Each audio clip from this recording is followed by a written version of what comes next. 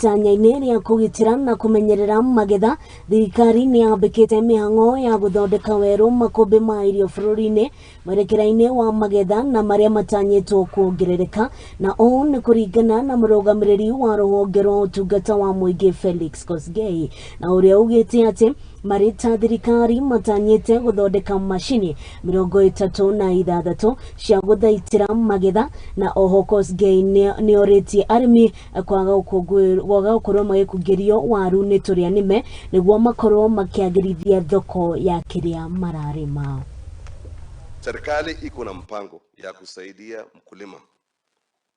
sio fertilizer peke yake. Munaona hata Kenya Seed tuko na new management, tunataka wahakikisha kwamba mbegu ile inatoka huko ni mbegu ile sasawa, mbegu ile itasaidia wakulima wapate masao. We are now focusing on post-harvest management, and therefore the government has rolled out a plan to ensure that National Cereals and Produce Board depots are repaired, rehabilitated, refurbished, so that it will be ready to receive this produce from the farmers. Secondly, we are going to repair and make sure all the dryers in Moisbridge, in Eldoret, in Narok, in Bungoma, in Mosoriot and other depots, that they are working so that it will be easier for farmers to dry their maize and ensure that when they store their maize, they will store their maize knowing very well that it will not go to waste. We have also come up with what we call warehouse receipting system, where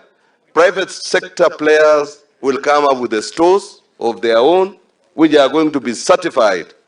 and the farmers will be using these stores